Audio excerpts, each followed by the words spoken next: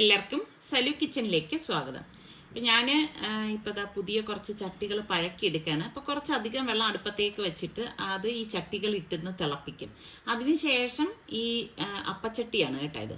ഈ ചട്ടി പുറത്തേക്ക് എടുത്ത് നല്ലതുപോലെ വെയിലത്ത് വെച്ചിട്ട് ഒന്ന് ഉണക്കിയെടുക്കുക. അപ്പം അതുപോലെ ഇതുപോലെ ഉണക്കിയെടുത്ത ശേഷം ഇനി ഞാൻ ചെയ്യുന്നത് നമ്മളുടെ ചിരട്ട ഉണ്ടല്ലോ, കുറച്ചധികം ചിരട്ട ഇതുപോലെ എടുത്തിട്ട് ചിരട്ടയൊന്ന് കത്തിച്ചെടുക്കും. അപ്പോൾ പല രീതിയിൽ ചട്ടി പഴക്കുന്ന വീഡിയോ ഞാൻ ഇതിനു മുൻപൊക്കെ പല പ്രാവശ്യമായിട്ട് കാണിച്ചിട്ടുണ്ട്.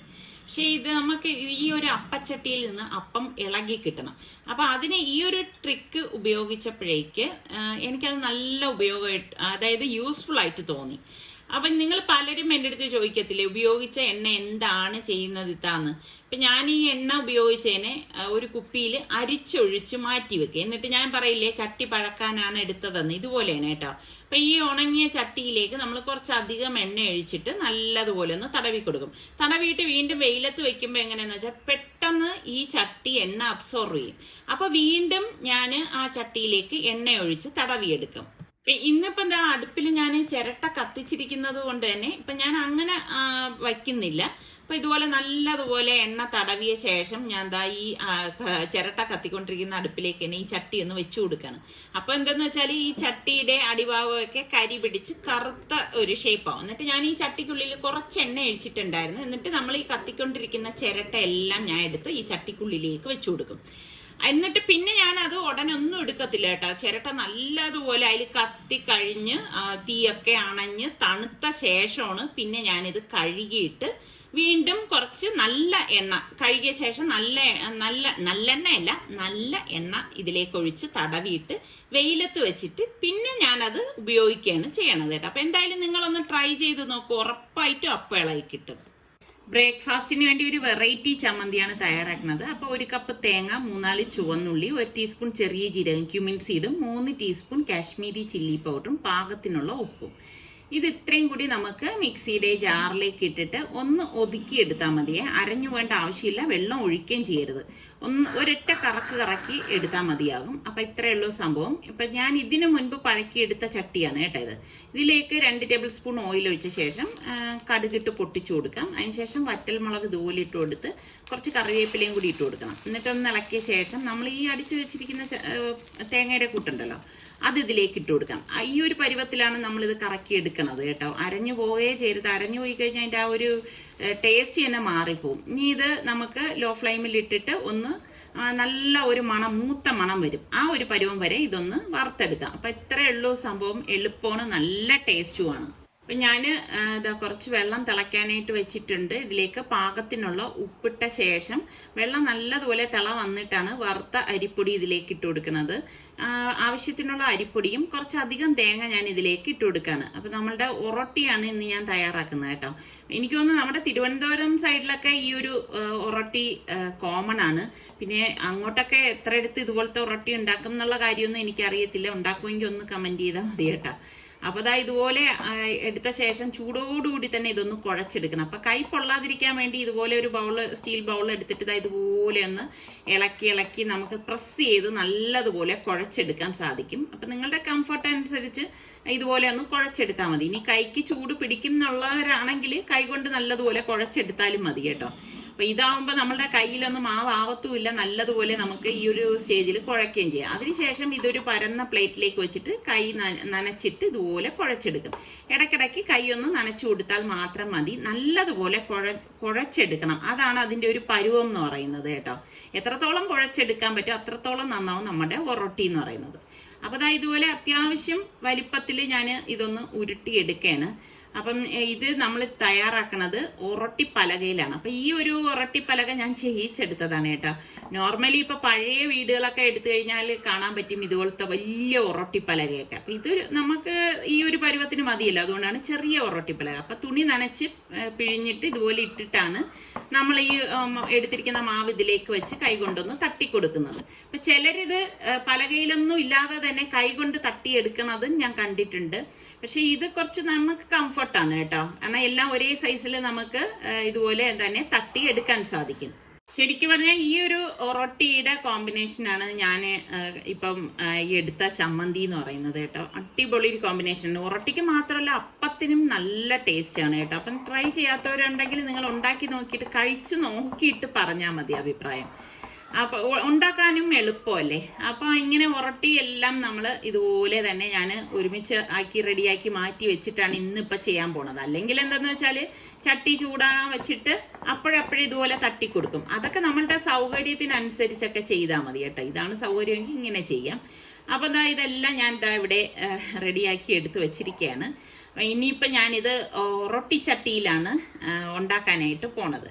അപ്പം ഇതുപോലെ തന്നെ വാങ്ങിയ മൺചട്ടിയിൽ പെട്ടതാണ് നമ്മളുടെ ഈ 2 ഒറട്ടിച്ചട്ടി കേട്ടോ. ഞാൻ ഒറട്ടിച്ചട്ടി വാങ്ങിച്ചപ്പോഴേക്ക് അത് ഇതുപോലെ പറഞ്ഞതുപോലെ പഴക്കി എടുത്തതാണ്. ഇതിനുള്ളിൽ ഞാൻ ചിരട്ടയൊന്നും ഇട്ടില്ല. ജസ്റ്റ് ചൂടുവെള്ളത്തിൽ വെച്ചിട്ട് പിന്നെ വെളിയിൽ വെച്ചിട്ട് എണ്ണ തേച്ച് വെയിൽ കൊള്ളിച്ചെടുക്കുകയാണ് ചെയ്തത്.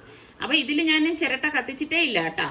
അപ്പൊ കറുത്ത ചട്ടി തന്നെയാണ് ഞാൻ വാങ്ങിയിരുന്നത്. അപ്പൊ 2 വാങ്ങിച്ചെന്ന് വെച്ചാൽ ഇതുപോലെ ഒരുമിച്ച് ഉണ്ടാക്കിയെടുക്കാമല്ലോ. അപ്പൊ എന്റെ കയ്യിൽ മറ്റേ പ്രസ്റ്റീജിന്റെ വലിയ ഒരു നോൺ സ്റ്റിക് പാൻ ഉണ്ട്. അതാണെങ്കിൽ ഇതിനേക്കാളും സൗകര്യമാണ്.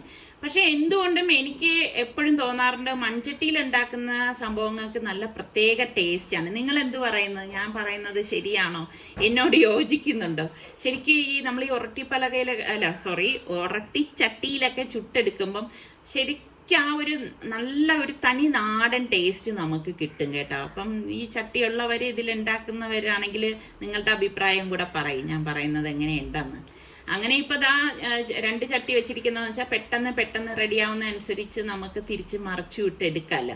പിന്നെ ഇപ്പം കൂടുതൽ ഞാൻ ഇതുപോലെ മൺചട്ടികളിലാണ് ആഹാരമൊക്കെ പാചകം ചെയ്യുന്നത് കേട്ടോ. ഇപ്പൊ എൻ്റെ ഒരു മൂഡ് ഇങ്ങനെയാണ് എന്ന് കരുതി എന്നും ചിലപ്പോൾ ഞാൻ ഇങ്ങനെ ചെയ്യണം എന്നൊന്നും കാണത്തില്ല.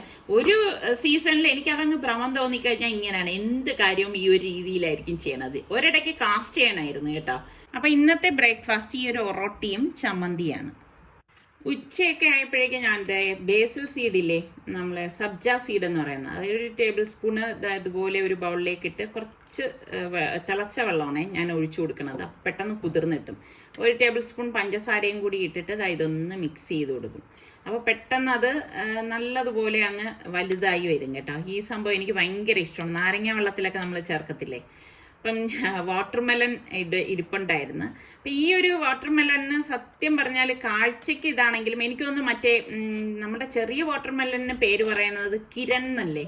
അപ്പോൾ അതിലാണ് എനിക്ക് മധുരമായിട്ട് എപ്പോഴും തോന്നിയിട്ടുള്ളത്. ഇതിന് അത്ര ഒരു മധുരമൊന്നും തോന്നിയില്ല. പിന്നെ കുറേ നാളായി ഞാൻ ഈ ഒരു വാട്ടർമെലൺ വാങ്ങിയിട്ട്, അതുകൊണ്ടാണ് ഈ ഒരു വാട്ടർമെലൺ കണ്ടപ്പോഴേക്ക് വാങ്ങിച്ചത് കേട്ടോ.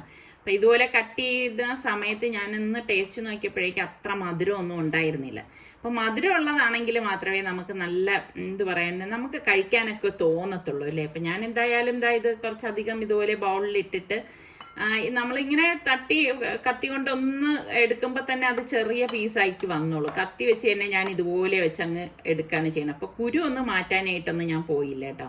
പിന്നെ പാഷൻ ഫ്രൂട്ടിന്റെ സ്ക്വാഷ് ഇരിപ്പുണ്ടായിരുന്നു.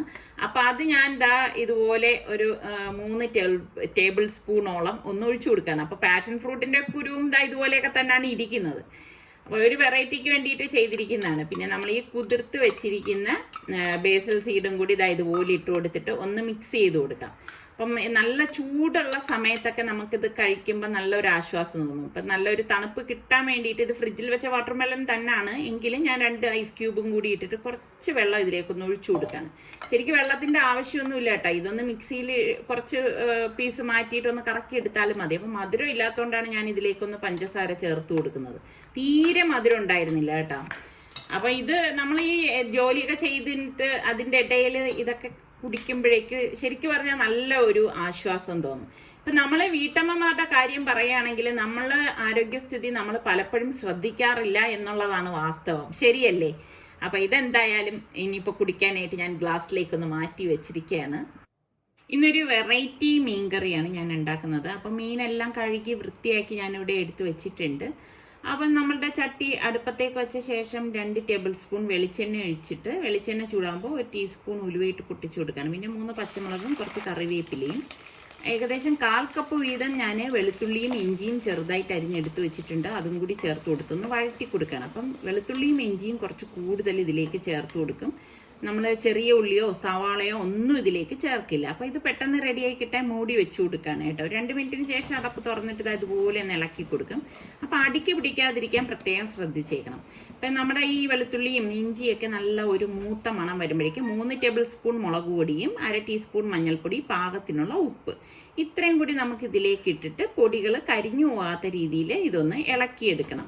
അപ്പോൾ കരിഞ്ഞു പോയി കഴിഞ്ഞാൽ കറിയുടെ ആ ഒരു ടെക്സ്ചർ തന്നെ മാറിപ്പോകും കേട്ടോ, ടേസ്റ്റ് ഒക്കെ മാറും. പിന്നെ ഞാനൊരു 3-4-5 കൊടംപുളി വെള്ളത്തിലിട്ട് വെച്ചിട്ടുണ്ടായിരുന്നു, അതും കൂടി ചേർത്ത് ഇതൊന്ന് ഇളക്കി കൊടുക്കുകയാണ്. അപ്പോൾ പലർക്കും സംശയം വരും, പുളി കൂടുതലല്ലേ എന്ന്. ഇത് അധികം പുളി ഇല്ലാത്ത പുളിയാണ് കേട്ടോ, അതുകൊണ്ട് കുറച്ചധികം ഇടുന്നതേ ഉള്ളൂ. പിന്നെ തിളച്ച വെള്ളം ഇതിലേക്ക് പാകത്തിനുള്ളത് ഒഴിച്ചു കൊടുക്കും. അപ്പം തിളച്ച വെള്ളം തന്നെ നമ്മൾ ഇതുപോലെയൊക്കെ കറികൾ ഉണ്ടാക്കുമ്പോൾ ഒഴിച്ചു കൊടുക്കാൻ ശ്രദ്ധിക്കണം. എങ്കിൽ മാത്രമേ ആ കറികൾക്ക് നല്ല ഒരു ടേസ്റ്റ് ഒക്കെ ഉണ്ടാകത്തുള്ളൂ. അപ്പം ഞാനൊന്ന് മൂടി വെച്ചൊന്ന് തിളപ്പിച്ചെടുക്കുകയാണ്. അപ്പം നന്നായിട്ട് ഇതൊന്ന് വെട്ടി തിളച്ച ശേഷം നമുക്ക് ഈ കട്ട് ചെയ്ത് കഴുകി വെച്ചിരിക്കുന്ന മീൻ കഷ്ണങ്ങൾ ഇതിലേക്ക് ഇട്ട് കൊടുക്കാം. അപ്പം ഏത് മീൻ വേണമെങ്കിലും നമുക്ക് ഈ രീതിയിൽ ഉണ്ടാക്കിയെടുക്കാം. നെയ്മീൻ, ചെമ്മീനൊക്കെയാണ് കുറച്ച് ടേസ്റ്റ് കൂടുതൽ കേട്ടോ.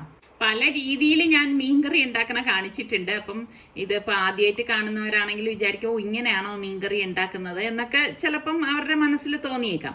അപ്പം ഈ രീതിയിലും ഉണ്ടാക്കും. അപ്പം എന്തായാലും നിങ്ങൾ ട്രൈ ചെയ്ത് നോക്കുക കേട്ടോ. ഉണ്ടാക്കി നോക്കിയിട്ട് ടേസ്റ്റ് ചെയ്ത ശേഷം മാത്രം എനിക്ക് മറുപടി പറഞ്ഞാൽ മതി എങ്ങനെ ഉണ്ടായിരുന്നു എന്നുള്ളത്. അപ്പോൾ ഇതാ നമ്മളുടെ മീൻകറി റെഡി ആയിട്ടുണ്ട്. മീൻകറിയൊന്നും ഒരുപാട് ഓവറായിട്ട് നമ്മൾ കുക്കാക്കാനേ പാടില്ല കേട്ടോ, അത് പ്രത്യേകം ശ്രദ്ധിക്കണം. എനിക്ക് അതിൻ്റെ ടേസ്റ്റ് തന്നെ മാറിപ്പോവും. അപ്പം ഞാനിത് അടച്ചു വെച്ചിട്ട് ഇതൊന്ന് അതിൻ്റെ ആ ഒരു ആവിയൊക്കെ ഒന്ന് നല്ലപോലെ തിളച്ചത് അങ്ങ് പോയ ശേഷമുള്ള അവസ്ഥയാണ് ഇത് കേട്ടോ. ശരിക്കും ഈ ഒരു മീൻ കറി നമ്മൾ ഇരിക്കുന്തോറുമാണ് ടേസ്റ്റ് കൂടുന്നത് കേട്ടോ. അപ്പം ഞാൻ പറഞ്ഞതുപോലെ ആവോലി മീനോ നെയ്മീനോ ഒക്കെ വെച്ചിട്ട് ഈ രീതിയിൽ ഉണ്ടാക്കിയെടുത്ത അടിപൊളി ടേസ്റ്റാണ്. അപ്പം ഇന്നിപ്പോൾ അധികം കറികളൊന്നുമില്ല, കോവയ്ക്ക മെഴുക്ക് വരട്ടിയും ഈ ഒരു മീൻകറിയാണ്. ശരിക്കും പറഞ്ഞാൽ നല്ല ടേസ്റ്റാണ് കേട്ടോ. അപ്പം ട്രൈ ചെയ്യാത്തവർ ഈ രീതിയിൽ നിങ്ങൾ ഉണ്ടാക്കി നോക്കൂ. അപ്പം ഇത് പെട്ടെന്ന് കേടാവത്തൊന്നുമില്ല, കാരണം നമ്മൾ ഇതിലേക്ക് ഉള്ളിയൊന്നും ചേർക്കുന്നില്ലല്ലോ. അപ്പം അതുകൊണ്ട് തന്നെ നമുക്ക് പലഹാരത്തിന് ഇടിയപ്പം, അപ്പം, ഒറോട്ടി ഇതൊക്കെ ഉണ്ടാക്കുകയാണെങ്കിൽ അതിനും പറ്റിയ ഒരു മീൻകറി തന്നെയാണിത്. അപ്പം നല്ല ടേസ്റ്റാണ്. അപ്പം ഇനിയിപ്പം ഊണ് കഴിക്കാനായിട്ട് പോവാണ്. അപ്പം ഇതിൻ്റെ ഇടയിൽ എനിക്ക് ഒരുപാട് പണികളൊക്കെ ഉണ്ടായിരുന്നു, പിന്നെ അതൊന്നും ഞാൻ ഇതിൽ ഉൾപ്പെടുത്തിയില്ല എന്നേ ഉള്ളൂ കേട്ടോ. നമ്മുടെ ഇവിടെ സോളാർ വെക്കാനായിട്ട് ആൾക്കാർ വന്നിരിക്കുകയാണ്. അപ്പം അതിൻ്റെ പണികളാണ് ഈ നടന്നുകൊണ്ടിരിക്കുന്നത്. അപ്പം നമ്മൾ വീട് വെക്കുന്ന ആ സമയത്ത് തന്നെ ഞാൻ നിസാറിക്കടുത്ത് പറഞ്ഞിട്ടുണ്ടായിരുന്നു നമുക്കിവിടെ ഇങ്ങനെ സോളാറൊക്കെ വെക്കണം. അപ്പം നിസാറിക്ക് അന്ന് കേട്ടില്ല കേട്ടോ. അപ്പം 3-4 മാസത്തെ കറണ്ട് ബില്ല് വന്നപ്പോൾ ശരിക്കും നിസാറിക്കാക്ക് ഷോക്ക് അടിച്ചു. അപ്പം ഞാനെന്ന് പറഞ്ഞു കഴിഞ്ഞാൽ പല കാര്യങ്ങളും മുൻകൂട്ടി അങ്ങനെ ചെയ്താൽ നന്നായിരിക്കും എന്നൊക്കെ പറഞ്ഞിട്ട് നിസാറിക്കടുത്ത് പറയുമ്പോൾ എല്ലാം നിസാറിക്ക് അങ്ങനെ അക്സെപ്റ്റ് ചെയ്തൊന്നും തരത്തില്ല. നിസാറിക്ക് പറയും അതൊക്കെ ആർഭാടമാണെന്ന് പറയും. അപ്പൊ എല്ലാ കാര്യങ്ങളും ആർഭാടം എന്ന് പറയുന്നത് തെറ്റാണ് കേട്ടോ. അതങ്ങനെ ആർഭാടമൊന്നുമല്ല, നമുക്ക് അത്യാവശ്യം വേണ്ട ചില കാര്യങ്ങൾ തന്നെയാണ്. ഇന്നാണ് ഇതിന്റെ പണിയൊക്കെ തുടങ്ങിയത്. അപ്പൊ ഇതിന്റെ ഡീറ്റെയിൽസ് ഞാൻ വരുന്ന ദിവസങ്ങളിൽ നിങ്ങളുമായിട്ട് ഷെയർ ചെയ്യാം. ഇപ്രാവശ്യമാണ് ഒരു ഷേപ്പ്ലെസ് അല്ലാതെ ചക്ക ഇങ്ങനെ കാച്ചത് കണ്ടത്. ഏറ്റവും മുകളിൽ 2, പിന്നെ 2, ഇവിടെ ഒരു 3 എണ്ണം. ഇനി പരുവായാ ഇല്ലയോന്നൊന്നും അറിയത്തില്ല. സംഭവം കൂഴച്ചക്കയാണ് അല്ലേ? ഒരാൾ പറഞ്ഞ മുള്ളൊക്കെ ഒന്ന് അടങ്ങുന്നു, അപ്പോഴാണ് ഇവിടെ കണ്ട ചെറുത്.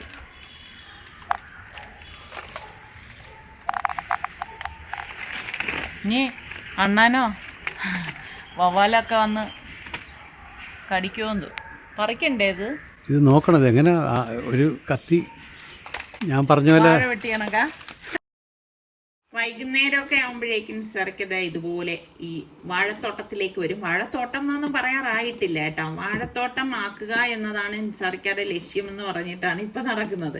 ഇപ്പൊ പിള്ളേരൊന്നും ഇല്ലാത്തത് കൊണ്ട് തന്നെ വൈകുന്നേരങ്ങളിൽ ഇങ്ങനെയൊക്കെയാണ് നിസാറിക്ക സമയം സ്പെൻഡ് ചെയ്യണത് കേട്ടോ. അപ്പൊ അതാ ഈ ഒരു വാഴയുടെ മുട്ടിലുള്ള ഒരു വാഴക്കന്നൊന്ന് മാറ്റി നടാനായിട്ട് പോവാണ്. അപ്പൊ പലരും പറഞ്ഞ് ഏത്ത വാഴക്കന്ന് നല്ലതാണെന്നൊക്കെ ഇങ്ങനെ പറയുന്നുണ്ടായിരുന്നു, പക്ഷെ അത് കിട്ടിയിട്ടില്ല.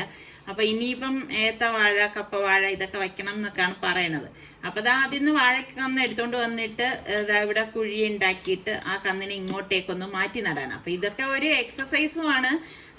മനസ്സിന് ഇഷ്ടമുള്ള ജോലി ചെയ്യുമ്പോഴേക്കും അതൊരു മനസ്സിന് സുഖം കിട്ടുന്ന ഒരു കാര്യമാണ് അല്ലേ. ഏതൊരു കാര്യം ചെയ്യുമ്പോഴും നമുക്ക് താല്പര്യമുള്ള വിഷയങ്ങളിലേക്ക് നമ്മൾ കടക്കുകയാണെങ്കിൽ നമുക്ക് മനസ്സിനും ശരീരത്തിനും ഒരുപോലെ അത് സന്തോഷം നൽകുന്ന കാര്യം തന്നെയാണ്. അപ്പം ഇതൊക്കെ നമ്മളെ കൊച്ചു കൊച്ചു കാര്യങ്ങളാണെങ്കിലും അതിന് പിന്നിൽ ഒരുപാട് വലിയ കാര്യങ്ങൾ ഒളിഞ്ഞിരിക്കുന്നു എന്നുള്ളതാണ് സത്യസന്ധമായിട്ടുള്ള ഒരു കാര്യം, ശരിയല്ലേ? അപ്പം ഇതൊക്കെ തന്നെയാണ് നമ്മളുടെ ഇന്നത്തെ വിശേഷങ്ങൾ എന്ന് പറയുന്നത്. അപ്പം നമ്മളുടെ ചാനൽ കണ്ടുകൊണ്ടിരിക്കുന്നവരിൽ സബ്സ്ക്രൈബ് ചെയ്യാതെ കാണുന്ന ആരെങ്കിലും ഒക്കെ ഉണ്ടെങ്കിൽ നിങ്ങൾക്ക് നമ്മളുടെ ചാനൽ ഇഷ്ടപ്പെട്ടാൽ സബ്സ്ക്രൈബ് ചെയ്യാനോ ബെല്ലൈക്കൺ പ്രസ് ചെയ്യാനോ ഒന്നും മറന്നു പോരുതേ. അടുത്ത് നമുക്ക് നല്ല റെസിപ്പിയോ വ്ളോഗോ ഇട്ടൊക്കെ കാണാം. അതുവരയ്ക്കും എല്ലാവർക്കും ബൈ ബൈ.